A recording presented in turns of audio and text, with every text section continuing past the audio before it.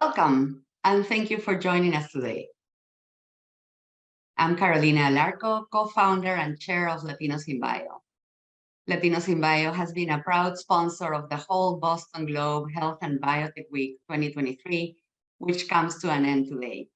And it is our pleasure to do the opening for this wonderful panel of experts called Diversifying Boston Science and Tech Leadership. Latinos in Bio is a first-in-kind 501c3 nonprofit organization of Latino leaders and professionals in biotech, medtech, and the life sciences industry in general. We now have more than 600 members. We started in Massachusetts, but we have now expanded nationwide and even to certain countries in Latin America. Latinos in Bio is helping address the issue of lack of diversity at all levels in the life sciences industry by elevating the visibility of successful Latinos in the life sciences, building social capital, and forging a path for young Latino professionals in the workplace, and providing board and C-suite leadership training, education, and mentoring for our members. We also provide thought leadership on D&I issues and raising awareness of this issue in the industry in general. We believe that companies should have a holistic approach from recruitment to onboarding to career growth for diverse employees. Let me introduce my co-founder and co-chair, Jose Estabil, who will provide some statistics for you. Thank you. Thank you, Carolina, and thanks everybody for joining this important session today. My name is Jose Estabil, and I'm the co-founder of Latinos in Bio. It's a pleasure to be at this event with you. There's ample data that demonstrate that diverse teams outperform homogeneous teams. So diversity and equity metrics are as important to run your enterprise as business or financial metrics. And we believe that communities of color are the largest untapped source of talent and ideas for the biopharma industry. The Latinx population represents over 20% of the US population, and we're growing, but only about 3 to 4% of C-suite and 1 to 3% of board members of biopharma companies today are or identify as Latinx. There's lots of room for growth. Thinning out the ranks up the ladder is also true for African Americans in our industry. Someone once told me that if you are not at the table, then you're probably on the menu. And so we started Latinos in Bio to create connective tissue, between our industry and our community to enable access to talent and ideas that can lead to new treatments and devices to improve health and treatment outcomes. We invest in education and advance our members' skills. So we are thrilled to support this session today and hope forums like this one bring awareness to opportunity and the benefit of investing in diverse teams. Thank you. Thank you so much, Carolina and Jose. And welcome, everybody. I'm Greg Wong. I'm the business editor at the Boston Globe. Thanks for joining us. It's been an incredible week. One of my passions has been for a long time biotech and innovation. And I have a special interest in the topic today that we're going to dive into here, which is really the issues around diversity and equity and inclusion in this industry, and also just more broadly across science and innovation. So welcome, everyone. I want to invite our panelists to turn their cameras on, and we'll do a quick round of intros before we dive in. So let's make sure everybody's systems are working here. Yeah, thanks so much for this. This is just an incredible group. This is one of the great pleasures is just getting smart people together and diving into like real problems. I also will want to get to audience questions, so please do be thinking of what you want to bring to the discussion here, and there should be a button down there on your screen. So just very quickly, and I want to let the panelists speak for themselves, but we're gonna cover some of the history, what the issues are here, and then solutions. What can be done. I want to get to takeaways from the panelists, so that our audience can have some action items, but also just want to hear about experiences. So I just want to start with a quick round of intros. On my left of the screen here, we have Kate Zernike, longtime New York Times, and before that, Boston Globe reporter, broke a big story around MIT and gender equity, and has a new book out. Kate, if you wouldn't mind just introducing yourself. Yeah, thanks, Craig. So yes, my name is Kate Zernike. I was a reporter at the Boston Globe in 1999 when MIT acknowledged that it had discriminated against the women on its science faculty. And my new book, The Exceptions, is subtitled Nancy Hopkins, MIT and the Fight for Women in Science. And that really was an incredible moment for MIT, partly because it then set off this huge, mostly because it set off this huge ripple effect across science, and women on other campuses said, this is also my experience. And I'm here to talk about that and sort of how that set the stage for some work by the Boston Biotech Working Group more recently. Thank you, Kate. Next to you on my screen is Reshma Shetty, one of the co-founders of one of the most exciting companies we've seen in Boston in a long time, called Ginkgo Bioworks, a real leader in synthetic biology and engineering organisms to do all kinds of things. But Reshma, if you wouldn't mind just introducing yourself. Yeah, Greg, thanks so much for the invitation to be here. As Greg says, I'm a co-founder and COO of Ginkgo Bioworks.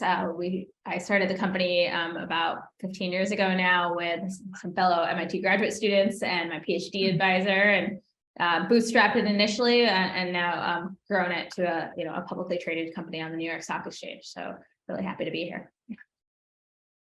Thanks so much. And I just want to introduce Kirk Taylor as well, Senior Vice President, takes on many roles at EMD Serono, one of the biggest biopharmaceuticals around, and touches so many different aspects of healthcare.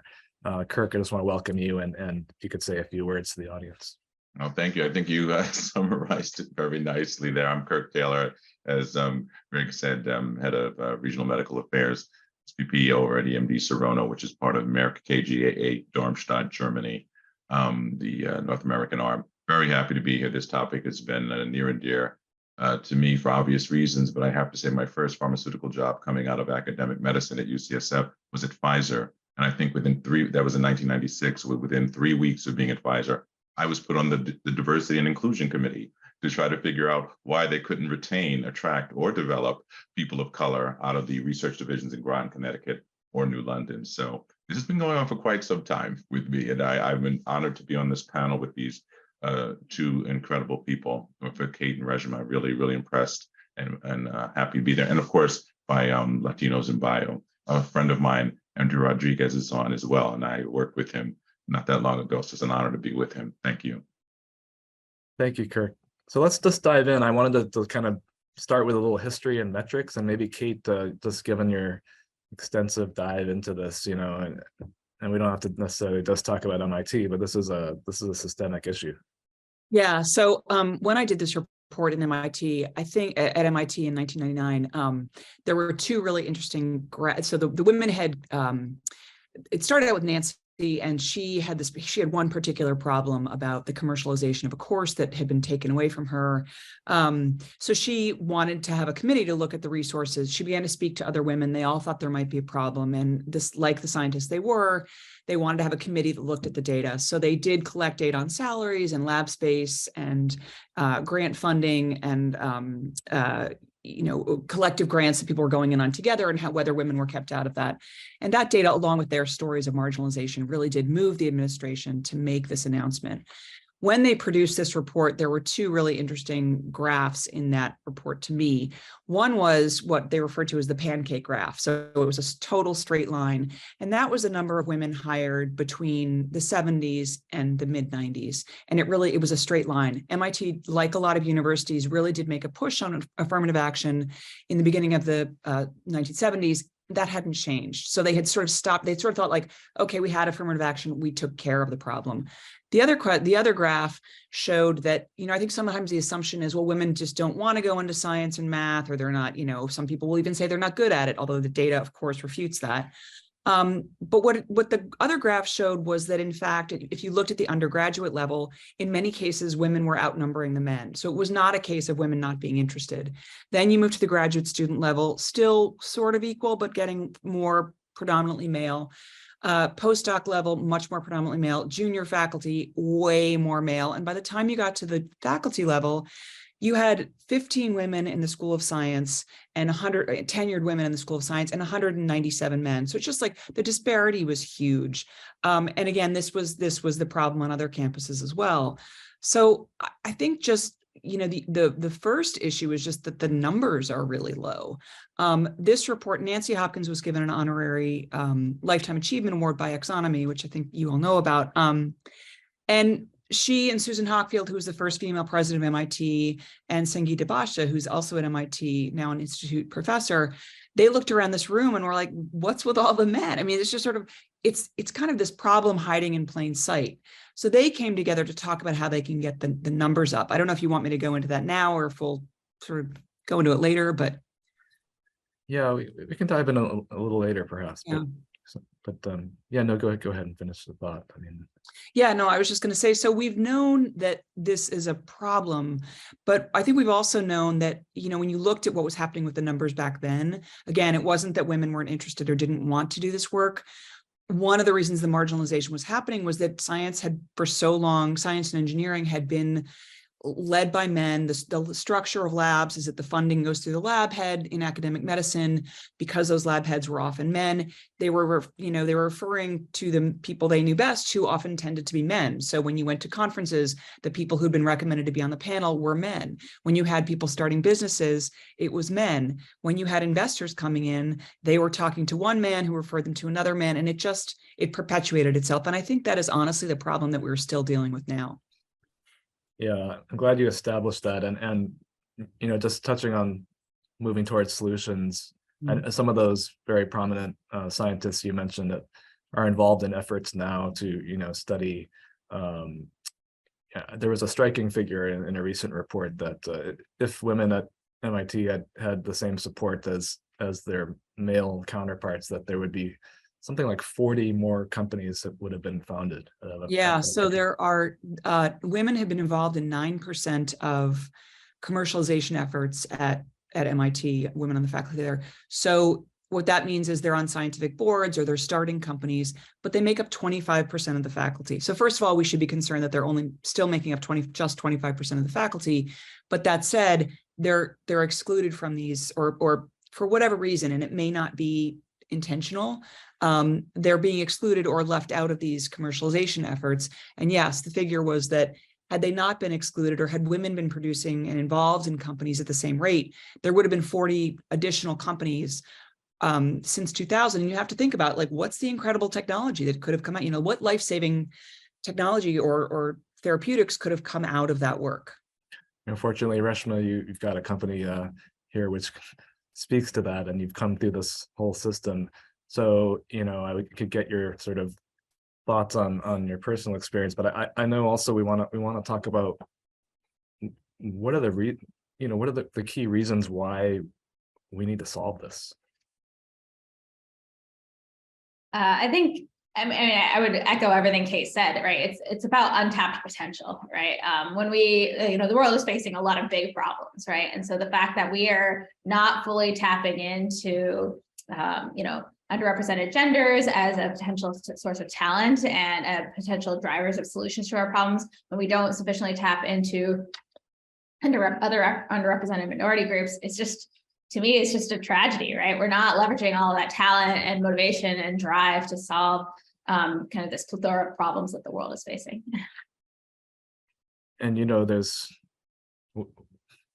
preaching to the choir a little here. We all know there's an issue, but there's business and competitive reasons for addressing this, right? So, and Kirk, maybe you can jump in with just sort of a thought on that and how we should talk about that. Yeah, no, you're absolutely right. And the statistics are always jarring, you know, what Kate was talking about, and then the brilliance and, of course, success that Reshmas have, but that's only one person. There's others, but there need to be more. So along that, like, so the diversity of thought, one of the reasons is good to know your audience. Why? Because you decrease risk. If you know what people need, if you know what people don't need, if you know how to approach someone from a different cultural background, or just how to engage them, you decrease the risk of insulting, having a lawsuit, you know, having any kind of ill will, or actually ostracizing a whole population of people that you actually want in your corporation, that you want in your clinical trials, that you want in your grant process, that you want engaging with the agency. The other thing, a couple more reasons, is just fear. If you can engage and understand your audience and have your diversity of thought, you decrease the fear of the unknown. There was really quickly, one of my favorite moments of explaining some aspect of racism was on The Simpsons 100 years ago. And Lisa Simpson was taking saxophone lessons really quickly. And she was taking saxophone lessons from a big Black guy.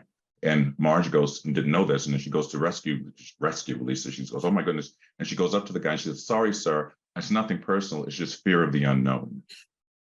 And I thought that was so brilliant because, you know, Marge Simpson, she's a nice person, quote unquote, but it was fear of the unknown that her daughter was taking lessons with this big Black guy. She didn't know what was going to happen. She was going to learn music. So decreasing risk and decreasing fear, and that increases engagement. And back into what Reshma and Kate were saying, that in the company we're in, we have 8 what's called employee resource groups, ERGs.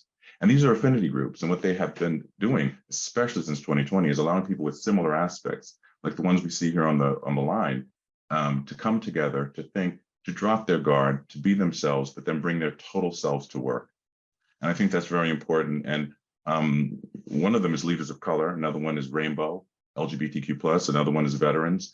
And I just want to point out something that they did some statistical work in the company to really deep dive. And that is with the leaders of color. That was started because we have women in leadership. And when it was polled the women, like who's doing the best or who's doing the worst, it was women, but women of color were at the lowest realm. So they weren't even advancing as the other women were advancing. So that needed to be addressed. So a lot going on. And again, I salute these 2 panelists who I think are already laid out great advancements. Reshma, maybe you could talk a little bit about, I mean, the just the competitive advantage that's around solving these problems. Yeah, one of the things I try to talk about with, founders or executives at companies is to think about diversity not as just simply a social justice issue or it's the right thing to do issue, which it definitely is, don't get me wrong. But I actually think that thinking about diversity, as Kirk alluded to, can be a competitive advantage, right, for companies today, right? Talent is still pretty competitive today, even in this economic environment. And if you can tap into talent pools that other companies tend to overlook, right? That's a way to help build your business. And I think for us, that's something that we've tried to do here at Ginkgo, and it's something I really recommend to all early stage companies, because when you're out trying to prove a name for yourself, you can create an environment and create a place that folks want to work who are coming from underrepresented groups, who are typically maybe overlooked, maybe marginalized, maybe not the first in line for an interesting opportunity. That's a huge source of talent that you can tap into that that others might be overlooking. It makes so much sense. I mean, that the diversity of your leadership, of your staff, of your thinking, of your ideas, of how you think about customers can be leveraged, for a really huge advantage. And Kate, I mean, moving more towards sort of thinking on solutions and takeaways in your research and in all that you've seen, what kind of progress is happening out there? Well, I mean, if you look, for instance, at MIT, the progress is enormous. I mean, MIT is essentially run by women now. It is. I mean, so the head of the corporation, the president is now a woman, the chancellor, the provost, the dean of science, the head of research. At the School of Engineering, there are 8 departments and 5 are led by women. So that is enormous. We've seen huge progress there. I still think the problem is, we've talked about this a little bit, but just I think the problem still is, and I think people think this is obvious and so they don't need to pay attention to it. I do think there's a lot of unconscious bias that's happening here. And everyone sort of think, when I wrote the story in 1999, that was the kind of discrimination that these women were talking about. They called it 21st century discrimination. And nobody at the time was really talking about unconscious bias. I think the problem now is almost the opposite, which is that we've talked about it so much and we've done all these workplace trainings and everyone thinks, oh yeah, I know what that is and I don't have that, or I've been cured of that. And I think the reality is that those biases are stubborn. And so in some ways, this isn't rocket science. Like, yes, when science is very important here, obviously, but there is a certain amount of just trying to change our mindsets that's still really important and critical. I think of just my own experience writing this book. I mean, I learned a lot in the research about these women and about science, but just also what I learned about myself. It's sort of interesting. Like, starting in 2018, I was covering women in the midterm elections. And then I started writing this book full time. And then for the past year, I've been writing about abortion. And as a result, I've spent most of my time talking to women and quoting women in my stories and talking about all the interesting things women are doing. The completely unexpected event for me was that it's made me feel more confident in my own work and my own voice. And I don't know if that's sort of a reversal of stereotype threat or what, but I think that last night I did this event at the Brattle Theater in Cambridge, and the moderator asked me what the hardest part of writing the book was, and I couldn't really think of a great answer, and I sort of stumbled through. But then we heard questions from the audience, which included a lot of young women, and they were talking a lot about how you deal with this question of people not thinking you're good enough, and then you start to think that maybe you yourself start to think you're not good enough. And it occurred to me this morning that actually the biggest hurdle in writing this book was kind of self-doubt. I was like, can I really do this? Can I make the science accessible to people? Can I do justice to these women who've done this incredible work? And I think I gained self-confidence from doing that. So not to turn this into an encounter session, but I think when you're talking to people who run these companies, this really does allow their employees to bring a better version of themselves, to be more confident in their work. And I have to believe that only produces better work. That's really, really interesting points you make there. And I'm thinking about the kind of the talent pipeline and where different stages of life, when you might have self-doubt and when you need a mentor and when you need to have someone to believe in what maybe more than you believe in yourself, and what you can do. And so, Kirk, I don't know if you have thoughts on kind of from where you sit,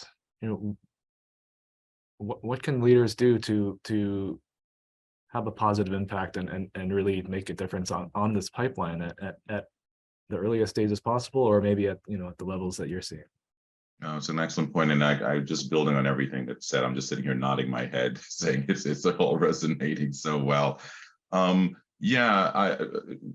cliche that I still think is very relevant for all of this is if you fish in the same pond, you'll catch the same fish. I mean, there's nothing wrong with going to the big name schools and the big name departments to find candidates and big name postgrad and graduate departments, but you will get exactly that. That doesn't mean that's not a diverse school, but we know it's not as diverse as it should be. So other universities, other areas, other towns, other cities, other states can be looked at. And some of that comes down to the search firm you use. If you're looking for a big time, sometimes it comes down to what schools you're going to recruit from. Sometimes it comes down to where did you start talking about STEM? I volunteered in a public clinic in the South Bronx, and I would always ask every little kid who came with their parents as a neurologist to say, what do you want to be? And the person, most of the time, the little kid in the underprivileged area would say a cop or a gang member. And of course, I would sit back, why? They have the power and the respect. That makes perfect sense, right? But it's sad, but they have perfect sense. And I said, did you ever want to be a doctor? The whole face changed, the parents' face changed, the abuela's face changed, because this is the first time maybe someone said, you can be that. So to your point about our question, when do you start? As soon as possible. Even if it doesn't happen, you planted the seed of hope and of affirmation that you can be something. You can be something that you didn't think of. And I think that's where Kate was talking about as well. So the early exposure, and I know in Massachusetts, we all heard of Mass Bio and Mass Bio Ed. Certainly EMD Serono supports that organization through education of teachers, of students, of advocacy groups, and then Life Science Cares is another one. Have you ever thought about it? That question to young people, to other people. And just last point, the mentoring sponsor thing. I'm a little longer in career, maybe, than a 26-year-old. And I still want mentors. I still want sponsors. We all need it, because to Kate's point and Reginald's point, we all have moments of self-doubt. It's normal. It's human. It causes you to think more, to go beyond yourself. So I think we can all, and this conversation here is encouraging ourselves, encouraging one another. But we can certainly always use that voice of I believe in you. Reshma, I was going to ask you then if there's a mentorship or a milestone in your in your career going back that you wanted to share with the audience that would be, telling or inspirational? I think the one thing for me about mentorship is I think sometimes people erroneously put too narrow a frame around it, right? They think that mentors have to be somebody who's, whether older than them, more experienced than them, or further along in their career than them. And I think the thing that I've learned is that mentorship can come from a lot of different places, right? Learning can come from a lot of different places. And so in fact, I have mentors who are younger than me or more junior in their careers. I have mentors who are seniors than me. I have mentors who are peers, and not to underestimate the value of that, because I really think there's an opportunity to kind of learn and grow from folks all around you. And so having that kind of broad aperture and who you're trying to learn from, I think can be really important and rewarding and useful as you grow in your career. I'm trying to remember how you got into the science and the deep kind of problems that you were solving, as a grad student, undergrad. Like, did you know this from a really young age that you're going to do this? No, I was very lucky to kind of get interested in science and research as a high school student because of a summer research program run by my local university. And so, we can sometimes take those for granted, but, I think for me, that definitely changed like the trajectory of my life and my career. And so, yeah, that was a really amazing experience as a young student who had never really heard of biological research before that program. Well, you continue to do things that people have not heard of at Ginkgo, and it's really exciting to watch. Kate, you were going to jump in maybe with. I just well, I was curious where that university was, Reshma. I went to the University of Utah. Oh, wow, great. Yeah. I was just going to say, in terms of concrete solutions, since I was sort of a little airy-fairy earlier about, just attitude shifts, which I do think are important. But, if you look at what the Boston Biotech Working Group has done, I think that's really important. They actually, when this first came around, this was an effort done by, again, Sangeeta and Nancy and Susan Hockfield. When they first started this, they were not sure that they could ask for this. And actually, it was the VC firms that came in and said, no, we want to do this, which is that the VC firms promised that within 2 years, they would only support companies that had at least 25% female membership on their scientific boards, which I think is a huge thing. So there are things that we can do to sort of push this effort along. It's not just about like, oh, everyone, think happy thoughts and think better about yourself and get over your self-doubt. There are concrete things that we can do here and that are being done. No, you need money behind this and people who believe it and can champion it. And I'm glad you mentioned the VC community, because they drive so much of what's happening locally and globally. Do any of you know how widespread that program that is now with those fellows? Is it like all the VCs in town are in that, or is it some subset? I think initially there were 5 fellows. I don't know how many there are this year, but there have been a lot of women who've come through boot camp. And again, like this, this is not just, when I say women, I'm speaking very broadly. This is, I think there is a good sort of intersectional group of women as well. But I think the Future Founders Initiative, this boot camp has been, I think there's a lot of women moving through that, and just the possibility to do that, I think, is fantastic. Yeah.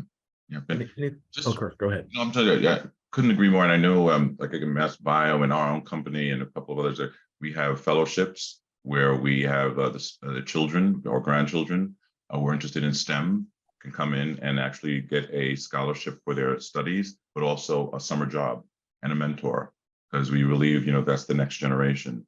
And they may work there, which is fantastic, but they just may have a spark and interest, But I also just want to throw in that it's the work that's been discussed already by Reshma and Kate in terms of the external organizations, but also the Food and Drug Administration.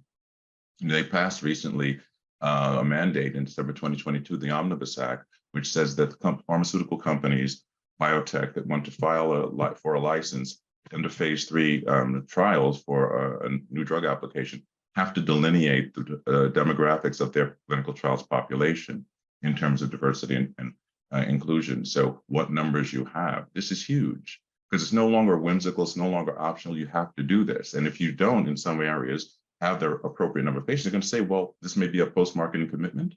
or you just have to do more work.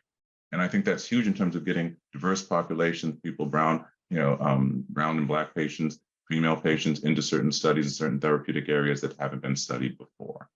And certainly in this Massachusetts area, that's top of mind for so many companies and so many hospitals.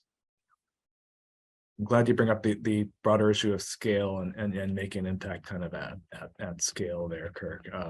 That's something we may get back to, but I have a few audience questions I wanted to share. Just throw out to the panel in general. One of them is gender focused. It's the question is how can women use persuasion rather than confrontation in our struggle for gender equity in the workplace? I don't know if anyone wants to take this. Well, I'd be interested in hearing from Reshma, but I was just going to say this is an interesting question. So this goes again to one of the problems, which is, and again, it's subtle, but I think once you hear it, you're like, oh yes, that's happening. Women tend to be evaluated on personality traits, and we have to stop doing that. We have to, not that we have to stop doing it, we have to stop doing that only to women and expecting women to behave a certain way and punishing them if they are too aggressive. So I think, that said, you don't want to be the first woman who tries to change that. So it is very hard. I do think that, I don't know, maybe I'm too much of an optimist, but I found one of the reasons I love the MIT story is that I did find that once the women gathered their stories, gathered their data, there were a lot of good intentions out there. And there were people who were willing to have their minds changed. And it was a matter of presenting your case. And I think you can present a strong case. And I don't think that requires being confrontational. I think that is actually very persuasive. Reshma, if you have thoughts. Yeah, no, I would echo what Kate says. I think it's challenging because there's an assumption that it's bad for a woman to be confrontational, right? Or that, and obviously there are degrees there, right? But and so it can be a very tricky thing as for women or other underrepresented genders to kind of navigate that balance between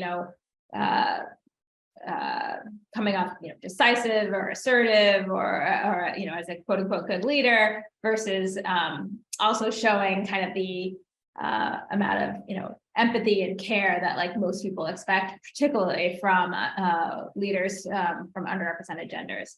And so it's a tricky one. It's a tricky one, I think, for all women to navigate. But I do think that resetting expectations a little bit and saying that that's an expectation not just for certain genders but all genders is really quite important, right? So it's one that it's subtle, right? That's not an easy one. It goes down to like how people perceive folks and whatnot. And so thinking about that as you craft everything from performance reviews to how you give feedback is I think really important. And I wish there were easy answers there, but it's not a trivial challenge to overcome. I want to underline that this is not a women problem. This is an issue for everyone. And in thinking about when people come to you with issues or questions, and Kirk, I mean, just to underline this point more, like, so how do we change our mindset? Oh my, I'm sitting here like resonating, and I've had this conversation at a dinner party the other night with some close friends where Kate and Reshma are going, yeah, because I go back to the Obama editorial article, love him or hate him, whatever, I'm not talking about his policy there, but he was soft-spoken and he could never pound the table in front of, he could never be volatile, he could never speak back. When the guy called him a liar, he couldn't lash back out like Jackie Robinson. Why?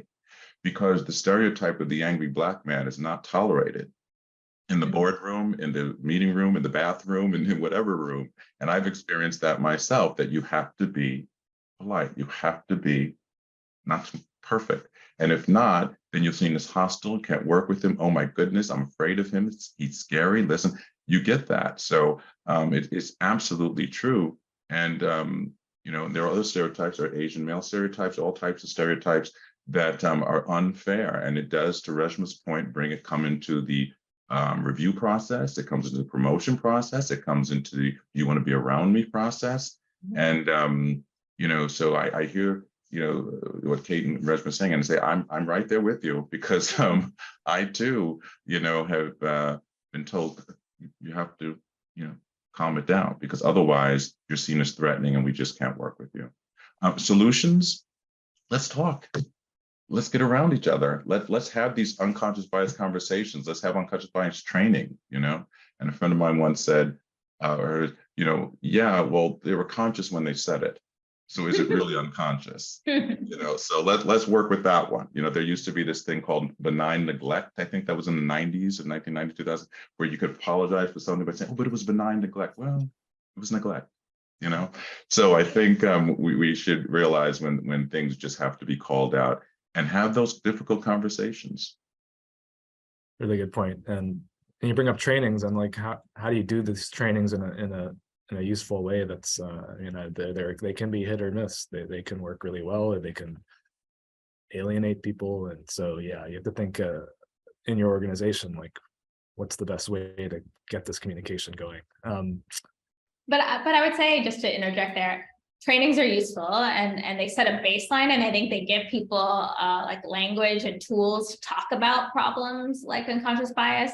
But I don't know that they've all actually addressed the unconscious bias. You need to be able to, as an organization, sort of say, like, call it out when you see it, so that you can kind of do the live check of like, well, is this person just too angry and too emotional, or are we actually projecting something, when we think about, their performance in a certain situation? So I don't know. It's this is why I find it so challenging, because it's even when we know about these things like unconscious bias, it's really hard to actually eradicate it in practice, because it's so pervasive. And the other thing is, I think people assume that only, for instance, against women, it's only men who perpetuate unconscious bias for women. And what we know from the research is that men and women alike look at a resume with this very same resume with a man's name on it. They think that's a better performance than the exact resume with a woman's name on it. Men and women view it differently. Men and women alike are more likely to think that math and physics requires genius, and that genius is something that happens to, that women are born, that men are born with more than women. And so women themselves think, I'm not going to go into those fields because I need to be a genius to do that. So I also think the other thing you can do is, more research has shown that women and underrepresented minorities are less likely to put themselves forward for jobs, because their first instinct is, well, I don't have the experience for that. And so if you're not getting enough, this goes to Kirk's point about fishing in the same pond. If you're not getting the people you want, you need to reach out to people and say, hey, why don't you apply for this? I think that seems to me a very legitimate form of affirmative action. And then you'll have a really interesting conversation. Maybe there's a good reason they're not, maybe you'll learn something just from even that conversation. Couldn't agree more with what Kate just said, because to your point, Kate, and if you raise your hand and you're not there, hopefully someone will say why you didn't get it. Yeah. So there's a gap analysis, and you can build it and say, hey, if I really want to go in that direction, here are the strengths or skills I need to build upon. But until you know what those are, you're never going to do it, right? So I think absolutely, and you're so right about having the fortitude, the encouragement, the self-respect in some ways to say, I'm going to try anyway. Because you make yourself vulnerable. You put yourself at risk, and there's that another cliche: once burned, twice shy. That if you've been smacked down, you're like, oh, I don't know if I want to go back and do that again. So this leads actually right to the next audience question, which is diving into how do we best address or start underrepresented groups and female high schoolers on pathways to a science career and to leadership. Is there a takeaway for the audience? How do we get involved? What are the steps here? Well, I would say that's really important work. And I think, but I also think that I see just in turn, I have teenagers myself. And so I look at who's going into science, and I'm so impressed and so excited by the number of young women I hear who are unapologetically, not that they should have to apologize, but I think they used to sort of like, well, I'm kind of interested in science. Like, I know girls don't do that. I see so much less of that. It's really exciting. But again, the experience of MIT from my book, starting in the 1970s, when they really pushed to get more female students, the assumption was that once you got more female students, the pipeline would fill up and that would take care of the problem. So yes, the pipeline is hugely important. But I would argue in many ways that what you need to do is keep those women interested. So I'm curious to hear what Reshma thinks, because the program at the University of Utah sounds fantastic. But I think there's lots of, we've got Girls Who Code. There are lots of groups that are doing this kind of thing. To me, the more interesting question is, how do you keep people interested? Just for one final point, on the question of people applying for jobs, what I hear in my own field from people who are in the hiring process is that that the younger generation is much more forward about coming forward. I want to do this. Like, sometimes I think we think that it's only young people who need encouraging. If you want to keep your employees interested and involved and give them more opportunities and get the best work out of them, I think we have to think of this as a very long-term project. It's not something you can do at one stage or one age. I think that's right.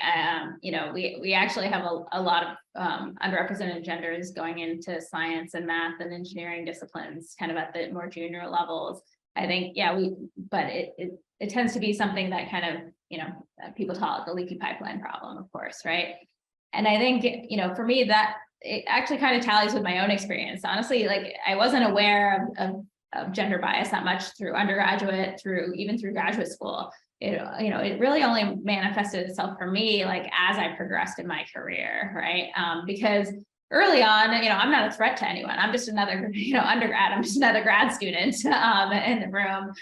You only become like somebody who needs to be taken seriously once, as you progress further in your career, I think. And so I do think that there's sort of this element of like, how do we kind of retain underrepresented women and underrepresented minorities in roles, whether in academia or in industry or in government, right? Everybody has similar problems. And so, I think there's even small things you can do. So, for example, whenever people ask me for recommendations for speakers or panelists, I just give them a list of all like underrepresented minorities and underrepresented genders. Like, I'm sure you're getting plenty of names, of other names. So like, I'm just going to go this way. And it's a very like trivial thing, but I figure it's like one little thing I can do to kind of just tip the scales a little bit. I think it's a huge thing, actually. I mean, I know you're being modest, but by exposure and access, and there's another book in there somewhere, Exposure and Access, that folks having access to the table, having access to the planning, that's huge, because they will bring along someone else. I ask myself sometimes, if I'm at a certain level, I'm high up in an organization, a big title, if there's no one else after me who sort of looks like I do, or talks like I do, or had my experiences or something, was I a success? Mm-hmm. Because what legacy did I leave? Now, there's stuff, the work you do, and of course the accomplishments there, but was the door open and kept open? And that's the attract, develop, and retain, which certainly EMD Serrano, certainly we do internally, and many companies do. In that and that was the first question asked to me back in '96 at Pfizer. How do we keep people here? Well, if you get 2 or 3 new people, brown and black people, they have families. It was said, where are they going to get their hair cut? Where are they going to get their hair done? Where do they get their food? At 7 p.m., if they're in the burbs and they roll up the sidewalks, what do they do afterwards? How do they feel warm and welcome? If they come from another area and they don't understand what Thanksgiving is anyone helping them out when everyone else is celebrating? I mean, these things are so important to build the affinity, to build the sense of belonging. One last point, an analogy I like to share in terms of diversity, equity, and inclusion. You do the first 2 pieces. So you have a dinner party. And there's, different types of people around the table. You have 1 or 2 here and there, women or underrepresented, brown and black. Great, you have diversity. Equity, same food. Everybody gets to eat the same food. Okay, great, you got the equity. But then the inclusion. So the person sitting there, and the person is to the right's not talking, the person to the left's not talking. No one's talking to this person. They just realize that they're not included. Mm-hmm. They're at the same party, same food, but they're not included. Do they want to be there? No. So it's up to the people to lean in and say, hey, how you doing? What's your name? It has to be bi-directional, but at the same time, you have to know that you really want to be included there. Kirk, I appreciate this kind of psychology and the culture and the communication aspect you bring to this discussion. I did want to ask, as I had asked Reshma earlier, was there a moment or that you could point to kind of in your younger career or, as a kid that really helped you and see your career? Yeah, Kirk. Oh, okay. I wasn't sure. Wasn't sure. I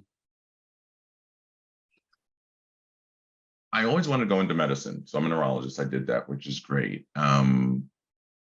I'll tell you, my parents grew up in the segregated South, North and South Carolina, Jim and Jane Crow South, water fountains, the whole 9 yards.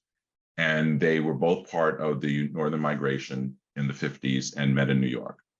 So we grew up with the stories of all this. For me, it's part of our family history, you know, what went on there. My father would cut off his right arm for education, for a book for you.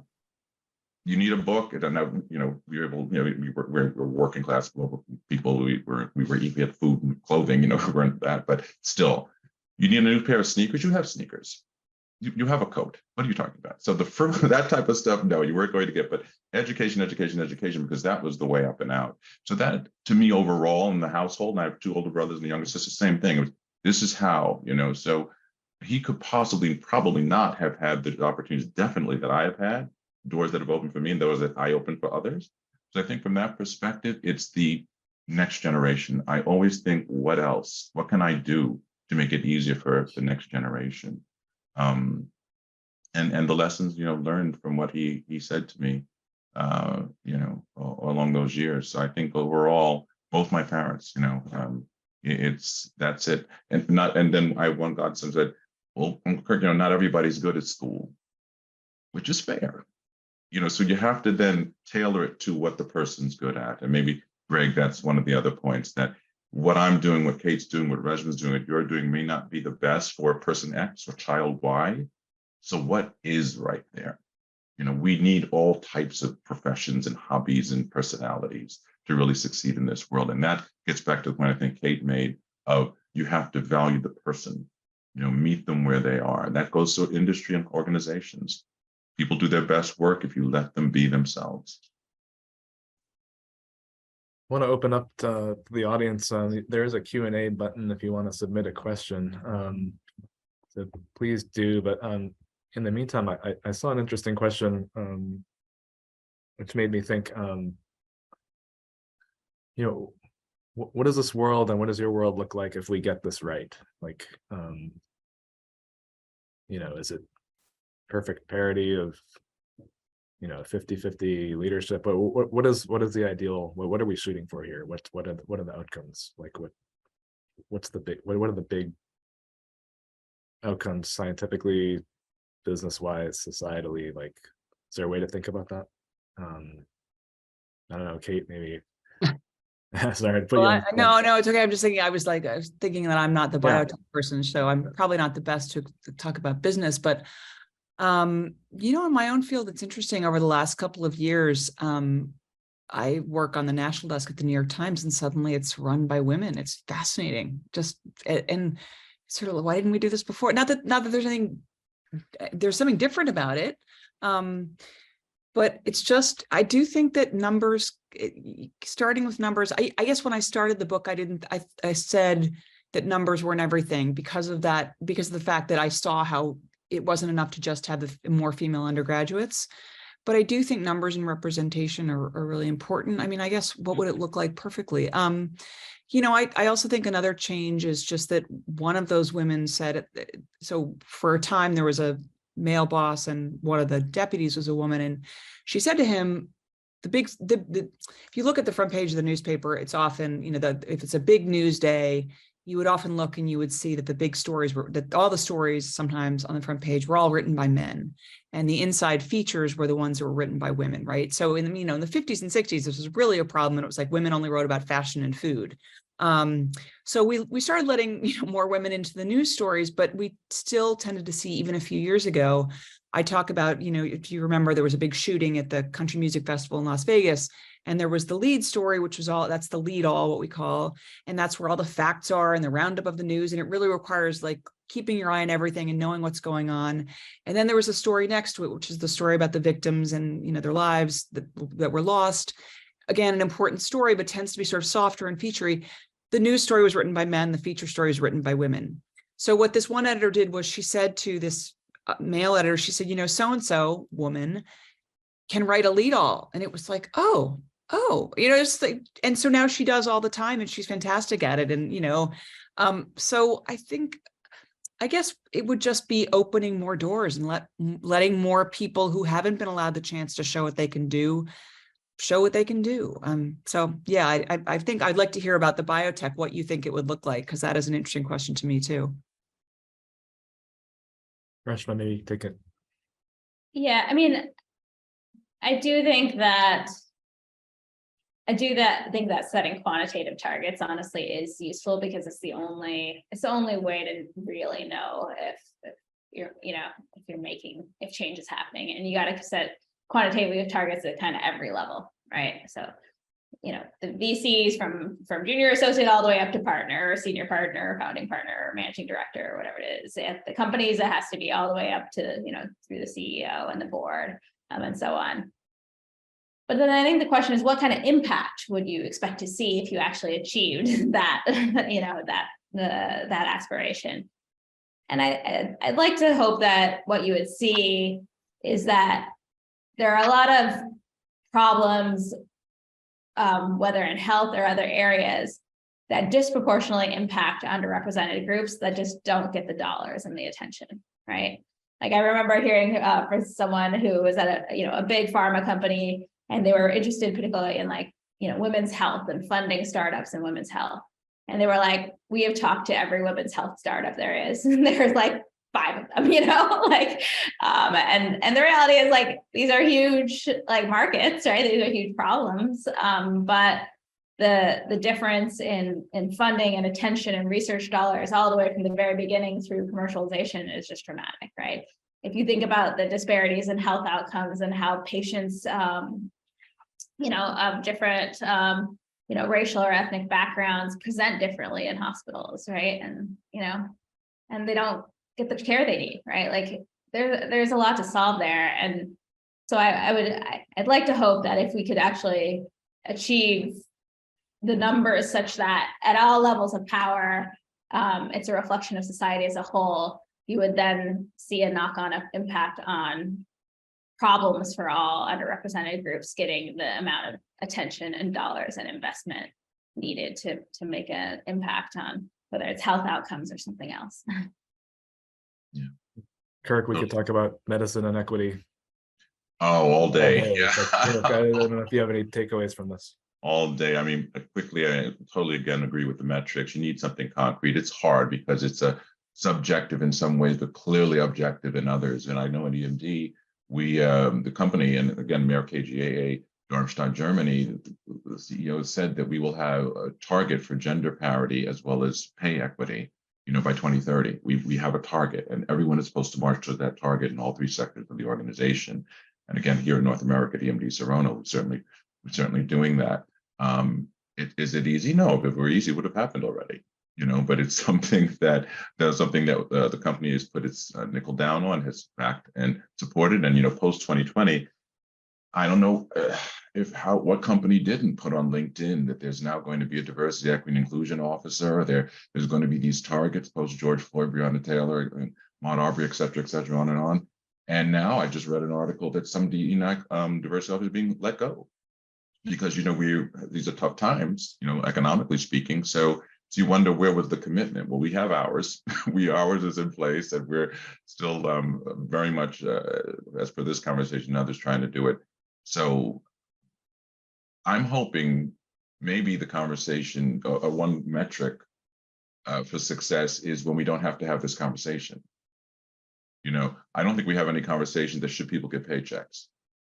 No one has that conversation. You have how much, the inflation and everything, but you should get paid. Well, should there be a diverse population in your organization? When that question goes away, we know that we've made some progress. It just becomes part of the fabric and culture of every organization, in the States. I think that's when we really know, that we don't have to, the same way, I'll be quiet, but the same way that, in the newspaper, it used to be the Black American, the Asian American, this singer or athlete. It's the American athlete. It's the American singer, Yes, be proud of who you are. Absolutely. That's who you are. That's the diversity. But why do you have to label people just to, in that particular news story. I think that's one way.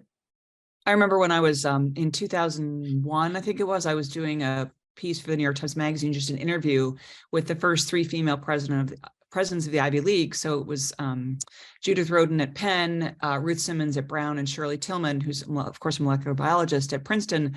And I remember they kind of ganged up on me, and they're like, why do you keep doing this story about the first woman this, the first woman that? But yet here we are 22 years later talking about that. The good news is, if you look at the Ivy League next year, it's like 6 women are going to be leading these schools. So that's fantastic.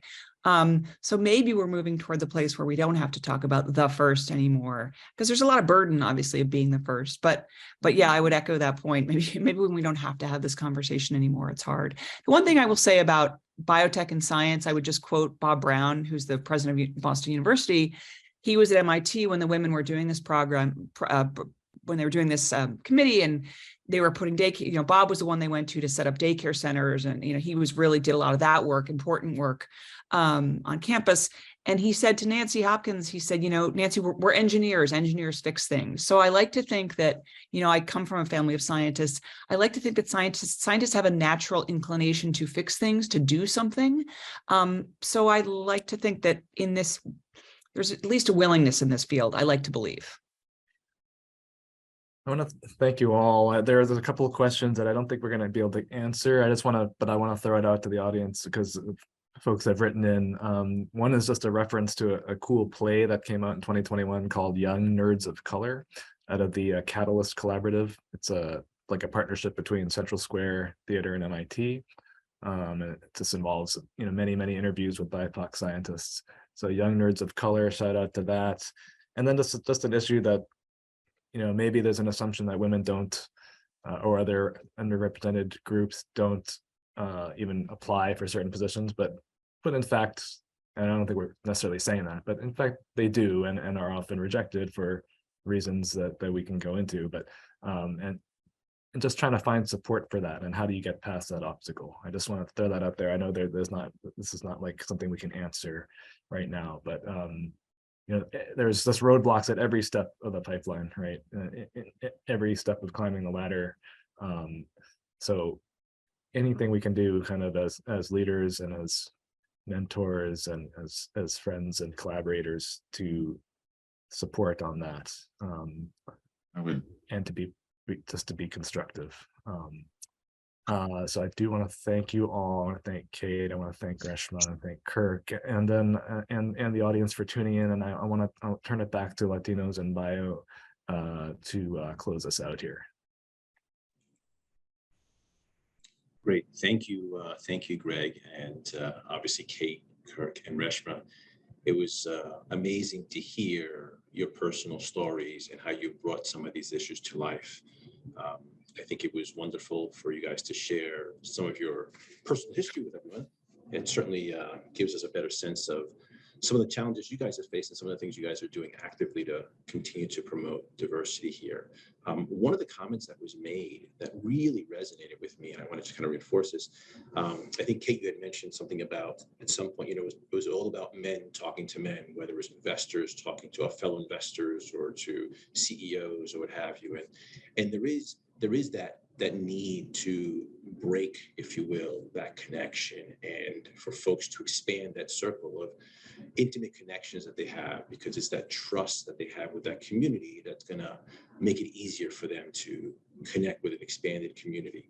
I think one of the things that we've seen certainly the rise, although some more work to be done for women that is an underrepresented group.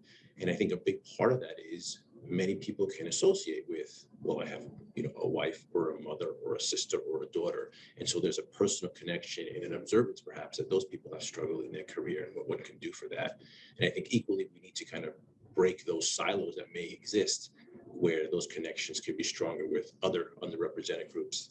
And I love Reshma's point about these overlooked groups. They're phenomenal talent pools that can really differentiate an organization. And I love the fact that she proactively takes a list of incredible people and shares them with folks around here. These could be guest speakers or panelists for your events. I think we need to continue to do more and more of that. And by far, I think the big elephant in the room was what my colleagues Jose and Carolina mentioned earlier. The population of Latinos in the United States is extraordinarily high, yet the representation seems to be paltry when it comes to their visibility in biotech, in leadership positions, and what have you. So we'd like to continue to see more and more of that continue to grow. And with that closing remark, I'd like to thank Latinos in Bio for being such a proactive organization in stepping up and sponsoring this event. And with that, I wish everyone a great day. Thank you so much.